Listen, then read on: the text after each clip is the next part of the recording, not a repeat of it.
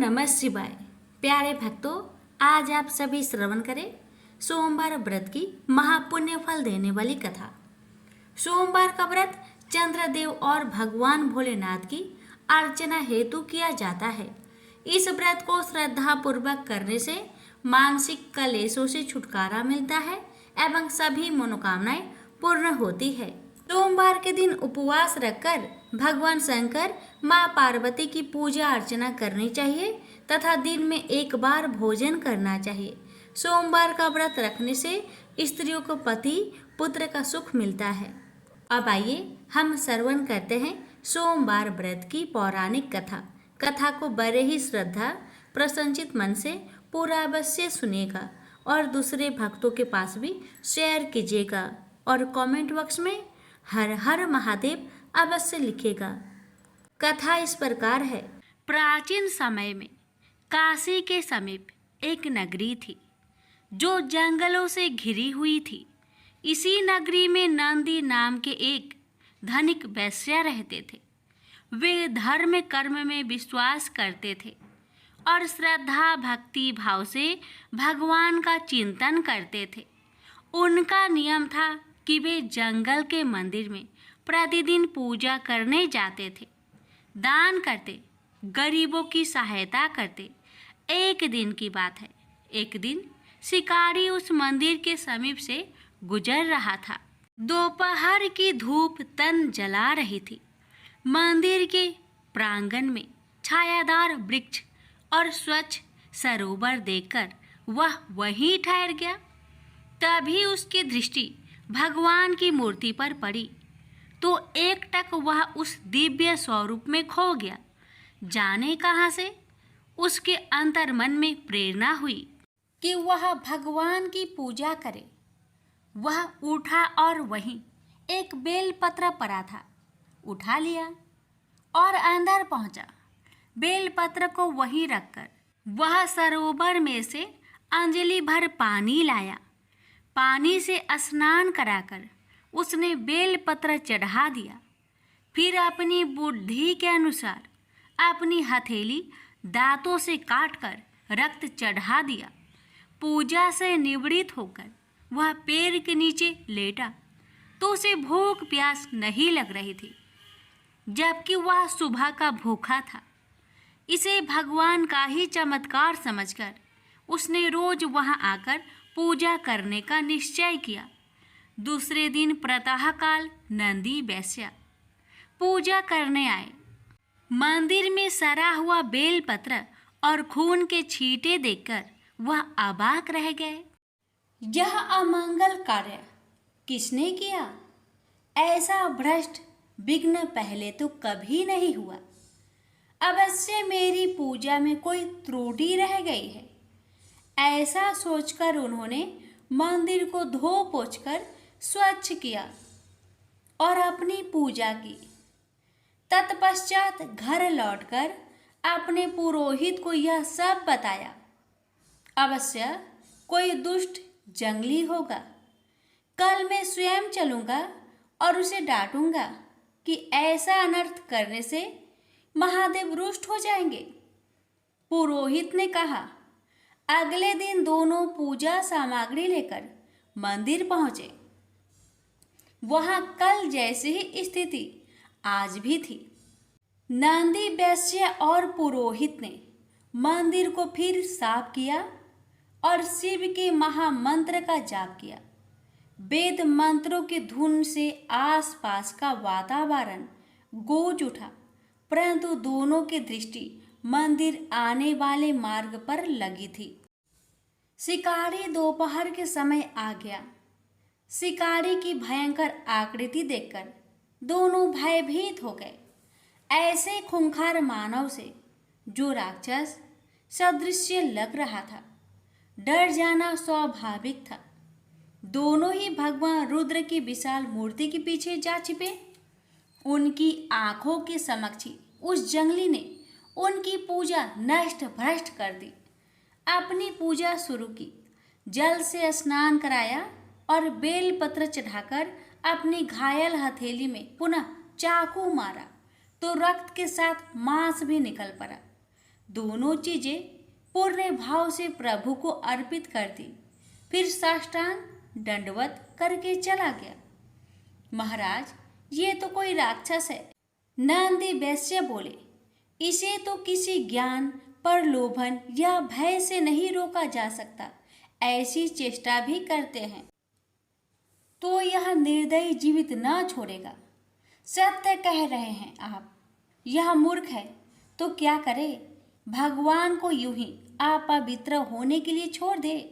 नहीं, इस समस्या का एक ही उपचार है। मूर्ति को यहाँ से ले चलो और अपने घर में स्थापित करो। दोनों ने यही निर्णय किया और घर लौट आए। नंदी वैश्य ने आधा दर्जन मजदूर लिए और बैलगाड़ी में बैठकर मंदिर जा पहुंचा।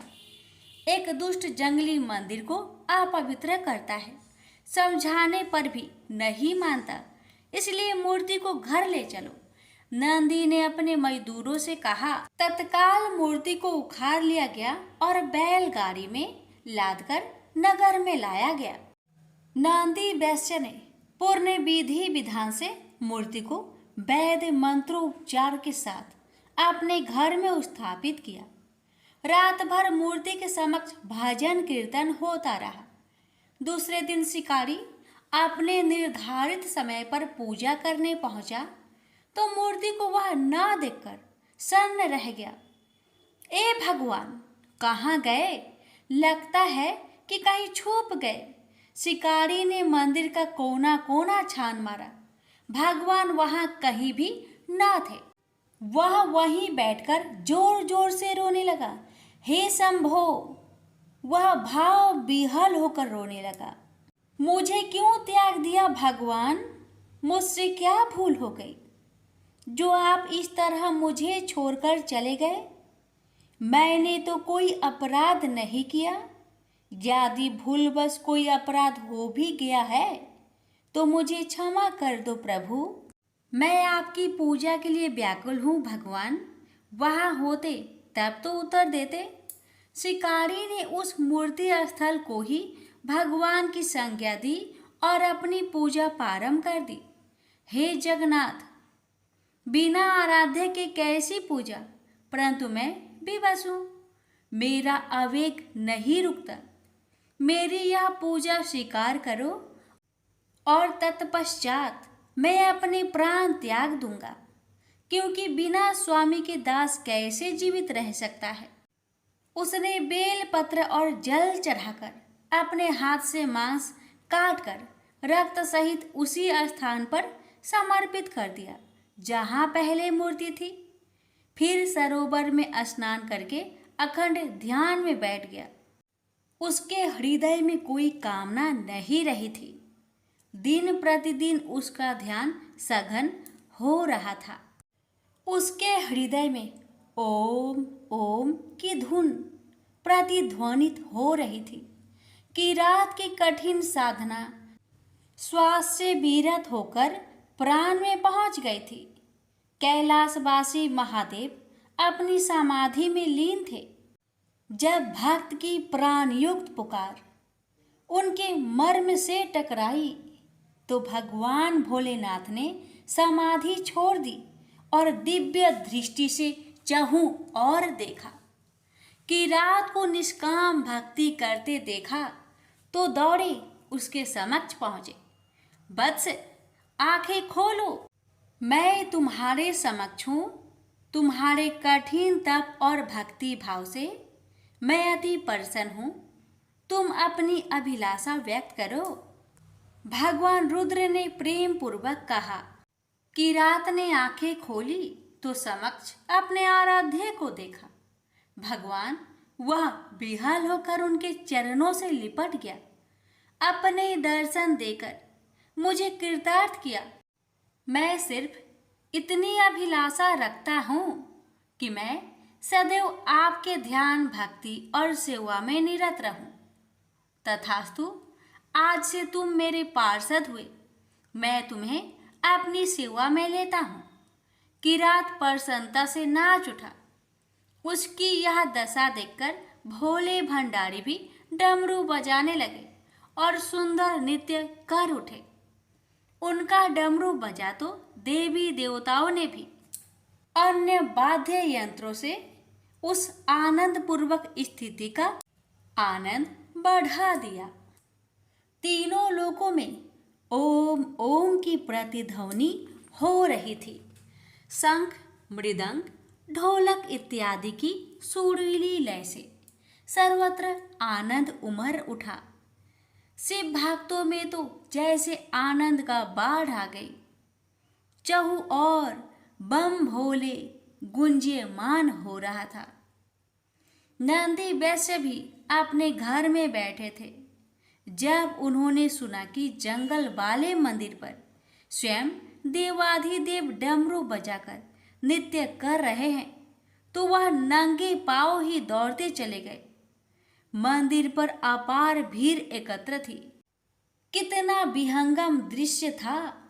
नंदी वैश्य ने किरात को भगवान शंकर के साथ नृत्य करते देखा तो उन्हें आश्चर्य के साथ किरात के प्रति अपने पूर्व विचारों पर क्षोभ हुआ कि मैं कितना अधम हूँ जो भगवान के प्यारे भक्त को अपशब्द कहता था।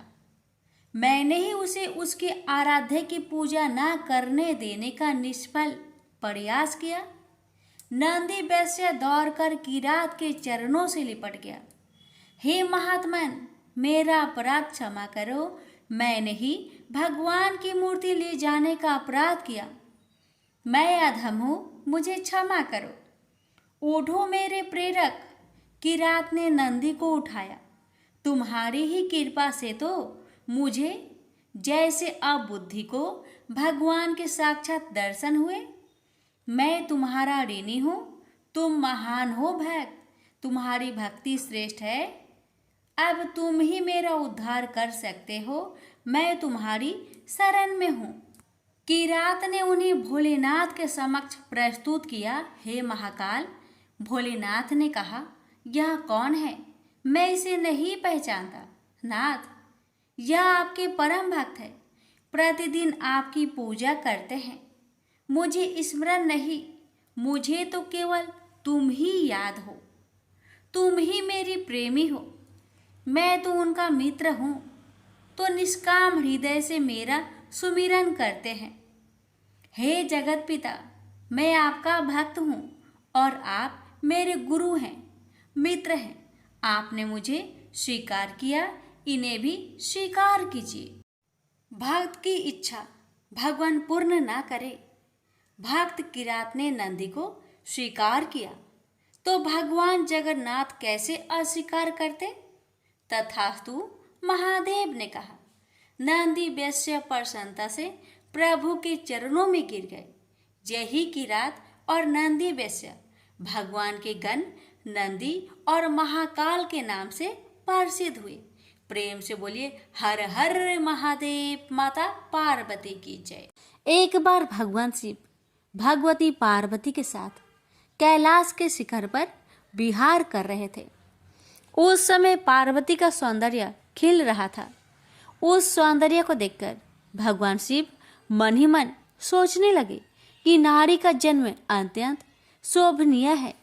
फिर उन्होंने प्रेम से विभोर होकर पार्वती का मुखमंडल स्पर्श करते हुए कहा, प्रिय, तुम्हारी कृपा से मेरी सारी मनोकामनाएं पूर्ण हो चुकी है। कुछ भी शेष नहीं रहा। फिर भी मेरी एक इच्छा है, तुम उसे पूर्ण कर दो। तब पार्वती ने कहा, शंभो, आपकी कौन सी इच्छा है, बताइए, मैं अवश्य उसे पूर्ण करूंगी।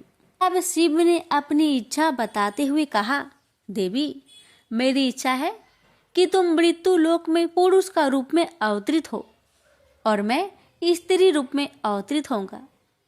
इस समय जिस प्रकार मैं तुम्हारा पति हूँ तथा तुम मेरी प्राण प्रिय पत्नी हो, उसी प्रकार का दाम्पत्य प्रेम उस समय भी हो। यही मेरी इच्छा है, तुम इसे पूर्ण करो। भगवान शिव की बात सुनकर भगवती पार्वती मुस्कुरा उठी। उन्होंने शिव को आश्वासन देते हुए कहा, प्रभु, आपकी इच्छा को पूर्ण करने के लिए मैं अवश्य मृत्यु लोक में पुरुष रूप में अवतरित होंगी। आपकी प्रसन्नता के लिए मैं पृथ्वी पर वासुदेव के घर में पुरुष रूप में श्री कृष्ण होकर जन्म लूंगी। लेकिन महादेव, आपको भी मेरी प्रसन्नता का ध्यान रखना होगा। भगवान शिव उत्साह पूर्वक बोले, देवी, मैं तुम्हारी प्रसन्नता के लिए क्या करूं? आपको भी स्त्री रूप में अवतरित होना पड़ेगा। पार्वती ने भी अपनी इच्छा बताई। भगवान शिव अत्यंत प्रसन्न होकर बोले, शिवे, तुम्हारी पुरुष रूप से श्री कृष्ण के रूप में अवतरित होने पर मैं भी स्वयं तुम्हारी प्राण सदृश वृषभानु की पुत्री राधा के रूप में प्रकट होकर तुम्हारे साथ विहार करूंगा। और इसके साथ साथ मेरी 8 मूर्तियां भी रुक्मणी, सत्यभामा, जाम्बवती 8 पटरानियों के रूप में मृत्यु लोक में अवतरित होंगे। यह सुनकर भगवती पार्वती ने शिव से कहा, प्रभु, तब आपकी मूर्तियों के साथ मैं ऐसा यथोचित विहार करूंगी जैसा ना तो किसी ने किया है और ना ही कहीं सुना गया है। विजया और जया नामक मेरी दोनों सखियां उस समय श्रीदाम एवं वासुदाम नाम से पुरुष रूप से प्रतिष्ठित होगी। पूर्व काल में विष्णु जी के साथ मेरी प्रतिज्ञा हुई है, जिसके अनुसार वे उस समय जब मैं श्री कृष्ण होंगे वो मेरे बड़े भाई होंगे। वे महान बलशाली तथा आयुध धारण करने वाले बलराम के नाम से प्रसिद्ध होंगे। इस प्रकार मैं पृथ्वी पर अवतरित होंगी और देवताओं के कार्य संपन्न करूंगी तथा अंत में महान कीर्ति स्थापित करके पृथ्वी से वापस चली जाऊंगी। पूर्व काल में भगवती और विष्णु जी ने युद्ध में जिन राक्षसों का संहार किया था, वे द्वापर के अंत में बहुत से राजाओं के रूप में उत्पन्न हो गए। उनके भार को न सह सकने के कारण पृथ्वी गौरूप धारण कर समस्त देवताओं के साथ ब्रह्मा जी के पास गई। पृथ्वी को साथ लेकर ब्रह्मा जी कैलाश पर पहुंचे। वहां उन्होंने भगवती से राक्षसों का संहार करने का निवेदन किया। तब भगवती ने कहा, ब्राह्मण, मैं स्त्री स्वरूप में उन राजाओं का वध नहीं कर सकती, क्योंकि उन्होंने भक्ति पूर्वक मेरे स्त्री स्वरूप का ही आश्रय ग्रहण किया है। लेकिन हाँ, मेरी जो भद्रकाली मूर्ति है वह वासुदेव के घर में पुरुष रूप में जन्म लेगी। वासुदेव की पत्नी देवकी के गर्भ से श्याम अवतार लेंगे। वे कंस आदि दुष्ट राजाओं का संहार करेंगे। भगवान विष्णु भी अपने अंश से उत्पन्न होकर महाबली अर्जुन के रूप में प्रसिद्ध होंगे। धर्मराज युधिष्ठिर होंगे। पवन देव, भीमसेन तथा अश्वनी कुमारों के अंश से नकुल और सहदेव उत्पन्न होंगे। ये सब धर्मपरायण होंगे। दुष्ट दुर्योधन आदि का पांडवों से युद्ध होगा। मैं युद्ध में माया फैलाकर रणभूमि में उपस्थित होकर परस्पर मारने की इच्छा वाले उन दुष्ट राजाओं का संहार कर दूंगी। मेरी भक्ति में लीन रहने वाले पुण्यात्मा तथा धर्मनिष्ठ पांडुपुत्र 5 भाई बच जाएंगे। इस प्रकार मैं सभी पापी राजाओं का संहार कर डालूंगी। पृथ्वी को भार मुक्त कर पुनः यहाँ चली आऊंगी। हे जगतपते, मैं लोक कल्याण के लिए इस प्रकार का कार्य करूंगी। आप विष्णु जी के पास जाकर उनसे प्रार्थना कीजिए कि वे मानव देह धारण कर पांडु पत्नी के गर्भ से शीघ्र पृथ्वी पर अवतरित हो। भगवती के इस प्रकार कहने पर ब्रह्मा जी भगवान विष्णु के पास पहुंचे और उनसे पृथ्वी पर अवतरित होने के लिए प्रार्थना की। तब भगवान विष्णु ने उन्हें आश्वासन दिया कि मैं इंद्र देव के द्वारा कुंती के गर्भ से मानव रूप धारण कर अवतरित होऊंगा। इस प्रकार ब्रह्मा जी से प्रार्थना करने पर साक्षात भगवती देवताओं का कार्य सिद्ध करने के लिए अपने अंश से वासुदेव पुत्र श्री कृष्ण रूप में अवतरित हुई और भगवान विष्णु ने भी महान बल पराक्रम श्री बलराम तथा पांडु के दूसरे पुत्र अर्जुन इन 2 रूपों में जन्म लिया। भगवान शिव भी पीछे नहीं रहे। उन्होंने श्री वृषभानु गोप के घर में अपनी लीला से स्त्री रूप से जन्म लिया और राधा नाम से विख्यात हुए। उन्होंने प्रतिदिन कृष्ण के पास जाकर प्रेम पूर्वक उन्हें अपनी गोद में बैठाकर अत्यंत आदर से उन्हें देखा करती। प्रेम से बोलिए उमापति शंकर भगवान की जय। जय श्री कृष्ण। राधे राधे। पौराणिक मान्यता के अनुसार राजा बलि पूर्व जन्म में जुआरी था। एक दिन उसे जुए में कहीं से कुछ पैसे मिले। उन पैसों से उसने अपनी प्रियतमा वैश्या के लिए कुछ सुंदर माला, इत्र व चंदन खरीदा और कामातुर होकर उसने मिलने के लिए जल्दी जल्दी चला जा रहा था। तभी एक पत्थर से ठोकर खाकर वह मूर्छित हो गया। कुछ देर में जब होश आया तो उसने अनुभव किया कि मेरी मृत्यु अब निकट है। पूर्व जन्म के किसी पुण्य से उसके मन में सद्बुद्धि उत्पन्न हुई और वैराग्य जगा। जुआरी ने कभी किसी महात्मा से सुना था कि कोई भी वस्तु शिव अर्पण कर देने से बहुत पुण्य होता है। उसने सोचा माला, इत्र, चंदन तो प्रियतमा तक पहुंच नहीं सकता, शिव अर्पण कर देने से कुछ अच्छा होगा तो हो जाएगा, अन्यथा मर तो रहा ही हूं और माला, इत्र, चंदन भी जमीन पर गिरकर बेकार जा रहे हैं। यही सोचकर जुआरी ने माला, इत्र व चंदन भगवान शिव को अर्पण कर दिया। जुआरी की मृत्यु होने पर यमराज के दूत उसे पकड़ कर ले गए। यमराज ने चित्रगुप्त से कहा, इसका बही खाता देखो।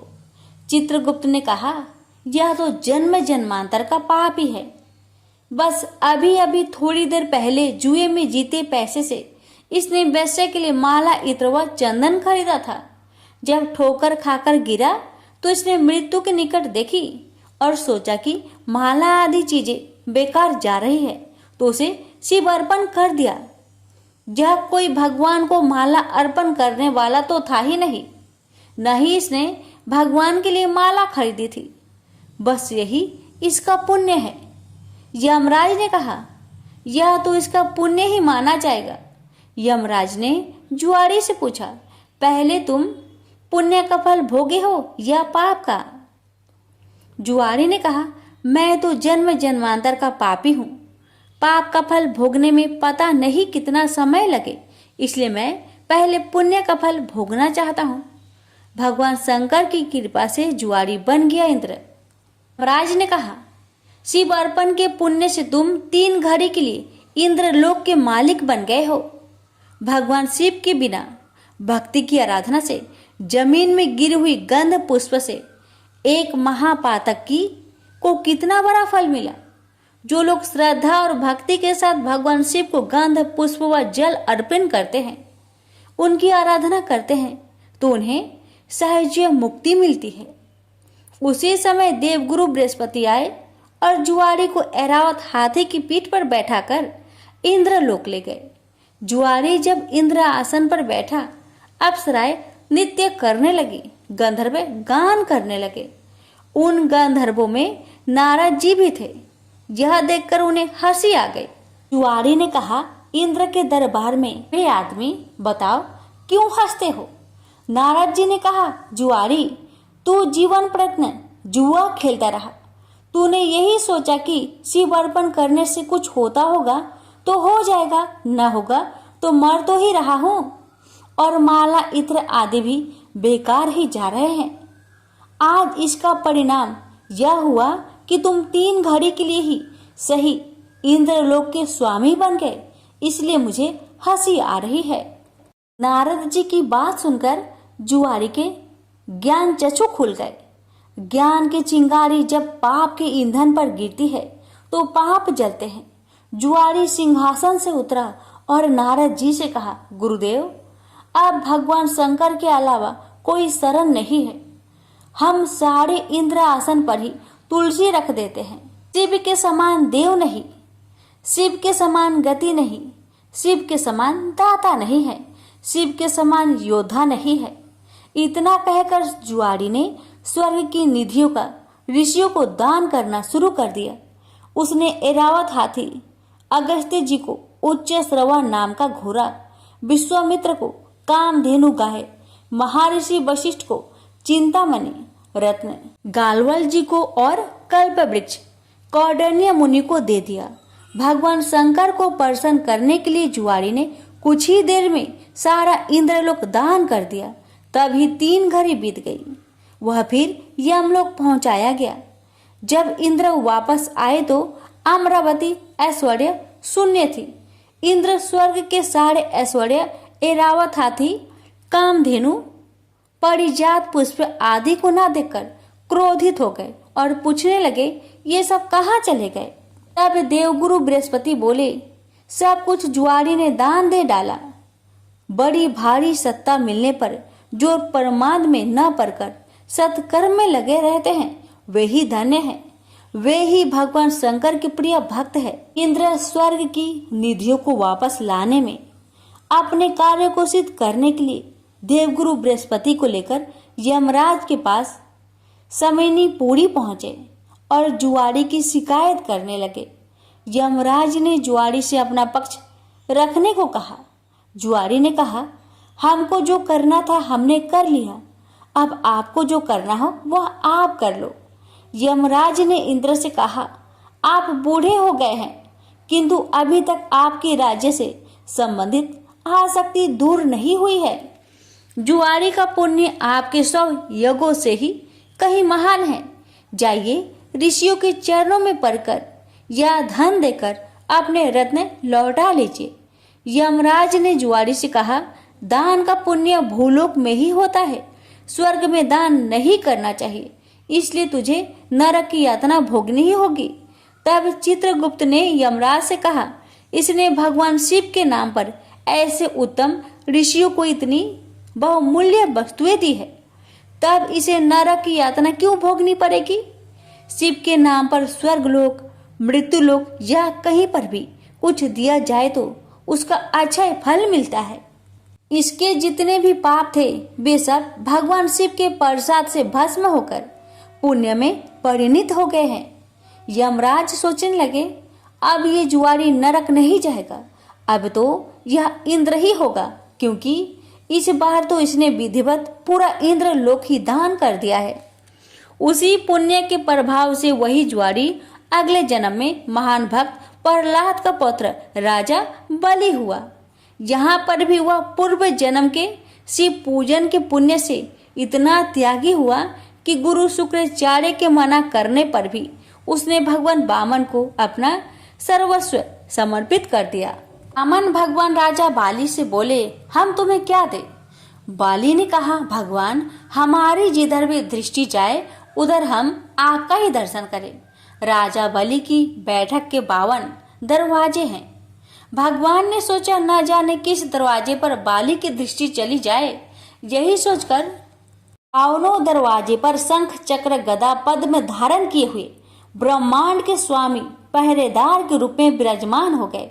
कोई भी याचक राजा बलि के द्वार पर कुछ मांगने जाता है तो उनके द्वार पर विराजमान भगवान विष्णु स्वयं उन्हें मुंह मांगी वस्तुएं देते हैं।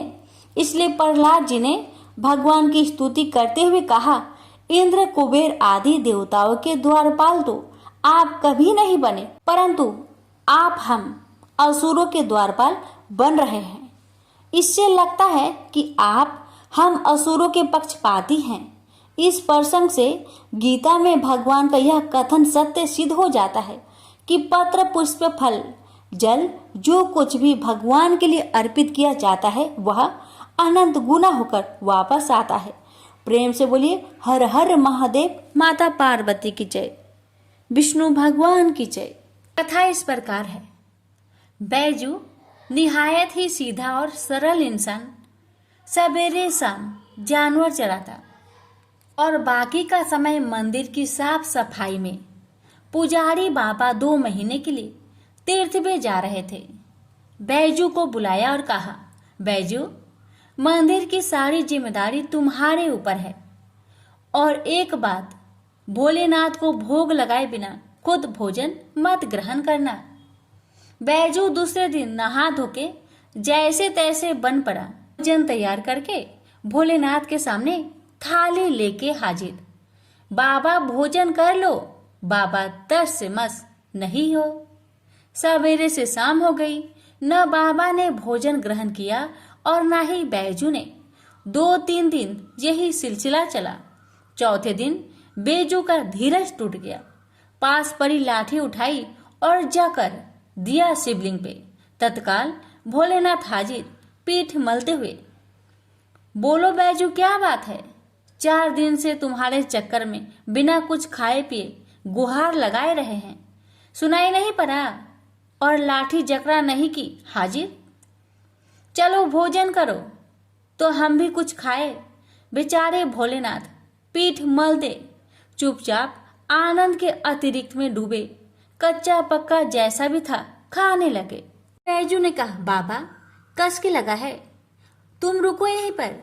कहते हुए बैजू अंदर जाके चंदन ले आया और भोलेनाथ की पीठ पे लगाने लगा।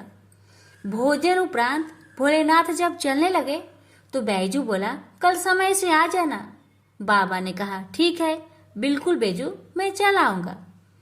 अगले दिन भोलेनाथ माता पार्वती के साथ विराजमान थे। तो बैजू ने कहा, बाबा ये कौन है आपके साथ? आपकी अम्मा है। भोलेनाथ मुस्कुराते हुए बोले, ये माता अन्नपूर्णा है। बैजू ने माता को पुकारते हुए तुरंत बेचारा भाग के दरी ले आया, बिछाया।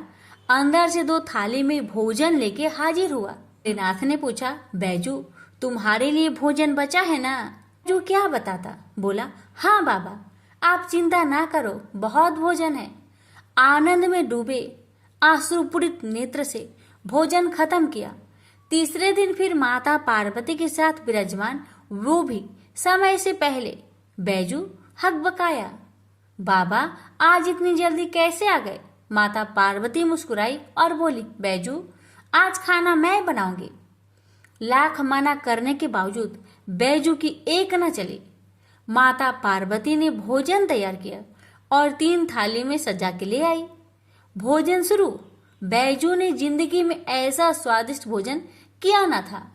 वहीं भाव व प्रेम के भूखे भोलेनाथ ने पार्वती मैया से कहा, शिवा, हाँ स्वामी, आज भोजन में आनंद नहीं आ रहा है। क्यों? माता के आंखों से आंसू निकल रहे थे। सच स्वामी, ना वो स्वाद है ना वो रस। धन्य है माता अन्नपूर्णा, जिनके नाम मात्र से भोजन में मिठास बढ़ जाए। उनको खुद का बनाया भोजन बेस्वाद लग रहा था। 2 महीनों का भोग सामग्री और कहाँ 3 आदमी का भोजन। बेचारे बैजू को अपने जानवर तक बेच देने पड़े। किन्हीं कारणवश पुजारी बाबा बजाय 2 महीनों के 1 महीने के अंदर ही तीर्थ से वापस लौट आए। पुजारी बाबा ने बैजू को बुलवाया और कहा, बैजू भोलेनाथ को समय से भोग लगाता था ना? बैजू ने बोला, हाँ पुजारी बाबा, पर बाबा आप तो कह रहे थे कि भोलेनाथ अकेले आएंगे, पर भोलेनाथ तो माता अन्नपूर्णा के साथ आते हैं और दोनों जन पेट भर भर के भोजन करते हैं, इसलिए मुझे अब तो अपना जानवर तक बेचना पड़ा। पुजारी बाबा बैजू की बात सुनकर आश्चर्य में पड़ गए, क्योंकि पुजारी बाबा जानते थे कि बैजू झूठ नहीं बोल सकता। पुजारी बाबा ने बोला, बैजू क्या सच में भोलेनाथ माता पार्वती के साथ आते थे? तो तुम आज एक काम करना, आज तुम फिर भोग लगाओ, मैं भी देखता हूँ कि कौन कौन आते हैं आज में। बैजू बेचारा समय से भोजन लेके हाजिर, बुलाना शुरू। काहे को भोलेनाथ आएंगे? बुलाते बुलाते थक गया, पर भोलेनाथ को न आना था, वो न आए। बैजू कहने लगा, बाबा बाबा आप आइए चाहे न आइए, मैं लाठी नहीं उठाऊंगा। बस शिवलिंग पकड़ के रोए जा रहा था। बाबा आए और बोले, आंखें खोलो बैजू। सामने ही माता पार्वती और भोलेनाथ विराजमान थे। लिपट गया चरणों में। माँ बाबा, जो आज तुम न आते तो मैं जान दे देता अपनी। भोलेनाथ ने बैजू को हृदय से लगाया और बोले, बैजू बेमोल बिक गया तेरे हाथ में, सुन, आज से मुझसे पहले लोग तेरा नाम लेंगे, फिर मेरा, आगे बैजू फिर पीछे नाथ, बैजनाथ। प्रेम से बोलिए, बैजनाथ भगवान की जय। हर हर महादेव, माता पार्वती की जय। यह बात उस समय की है जब समुद्र मंथन से निकला अमृत कलश दैत्य एक दूसरे के हाथों से छीन रहे थे। इसी बीच एक मनोरम स्त्री उनके बीच में चली आई। सभी उस मनोरम स्त्री के सौंदर्य को देख हठात मोहित हो गए। वे सभी आपस का झगड़ा भूलकर उन मनोरम स्त्री के पास दौड़कर गए। दैत्यों ने देवी से पूछा, तुम कौन हो, कहां से आई हो? सुंदरी, तुम क्या करना चाहती हो? देवी को देखकर दैत्यों के बीच खलबली मच गई। दैत्य कहने लगे, अब तक देवता, दैत्य, सिद्ध, गंधर्व, चारण और लोकपालों ने तुम्हें स्पर्श तक नहीं किया होगा। अवश्य ही विधाता ने तुम्हें संपूर्ण इंद्रियों एवं मन को तृप्त करने के लिए भेजा होगा। सुंदरी, तुम हमारा झगड़ा मिटा दो। तुम न्याय अनुसार निष्पक्ष भाव से इस अमृत को बांट दो, जिससे हम लोगों में और अधिक झगड़ा ना हो। वास्तव में श्री हरि विष्णु योग माया शक्ति से युक्त हो मोहिनी अवतार धारण किए हुए दैत्यों के पास गए थे। योग माया शक्ति के प्रभाव से तीनों लोकों में ऐसा कोई भी नहीं है जिसे बस में नहीं किया जा सकता है। यही योग माया शक्ति आदि शक्ति है।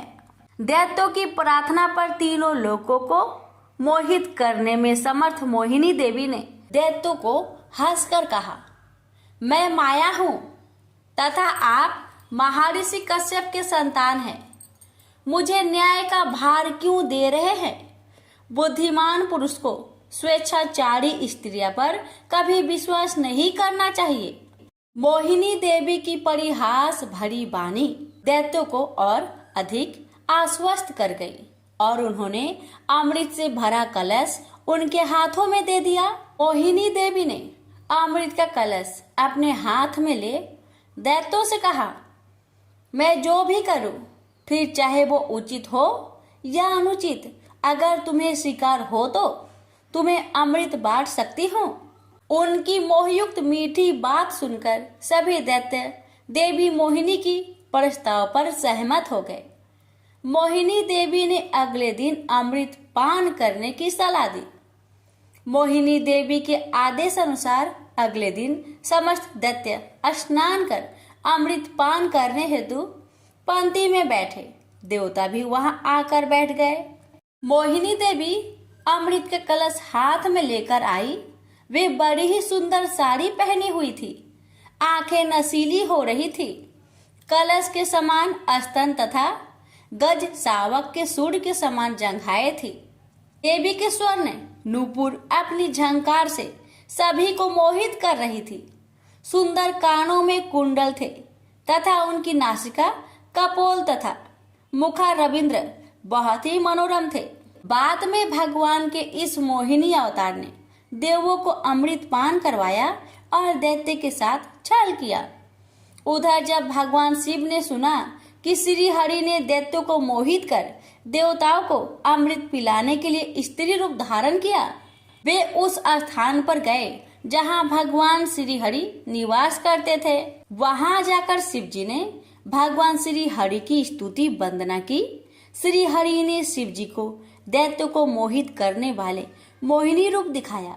एकाएक शिव जी एक रंग बिरंगे फूलों से भरे पूरे उपवन में पहुंच गए। वहां उन्होंने बड़ी ही सुंदर परिधान पहने हुए, कमर में कमरधनी पहने एक सुंदर स्त्री को कीड़ा करते हुए देखा। उन देवी ने लज्जा भाव से मुस्कुराकर तिरछी नजर से शिव जी की ओर देखा। बस फिर क्या था, कामदेव को भस्म करने वाले भगवान शंकर का मन उनके हाथ से निकल गया। वे मोहिनी देवी को निहारने लगे। उनकी चितवन के रस में डूब शिव जी इतने भावातुर हो गए कि उन्हें अपने आप की भी सुध न रही। जहां भगवान शंकर की मोहिनी देवी पर आंखें लग जाती थी, लगी ही रहती थी तथा उनका मन वही रमन करने लगता था। वे मोहिनी देवी के अत्यंत आकृष्ट हो गए। उन्हें मोहिनी भी अपने प्रति आसक्त जान पड़ती थी। उनके हाव भाव के शिव जी का विवेक शून्य हो गया था तथा वे कामातुर हो गए थे। अपने बैरी कामदेव से मानो परास्त होकर महादेव जी विष्णु के मायामयी मोहिनी रूप को जानकर भी पीछे पीछे दौड़ने लगे। पार्वती जी का ख्याल त्याग कर शंकर मोहिनी के पीछे लग गए। उन्होंने उन्मत्त होकर मोहिनी के केस पकड़ लिए। मोहिनी अपने केसों को छुड़वाकर फिर वहां से चल दी। शंकर फिर उसके पीछे पीछे दौड़ने लगे। उस समय पृथ्वी पर जहां जहां भगवान शंकर का वीर्य गिरा, वहां वहां शिवलिंगों का क्षेत्र एवं स्वर्ण की खाने हो गई। तत्पश्चात यह माया है, ऐसा जानकर भगवान शंकर अपने स्वरूप में स्थित हुए। प्रेम से बोलिए विष्णु भगवान की जय, उमापति शंकर भगवान की जय।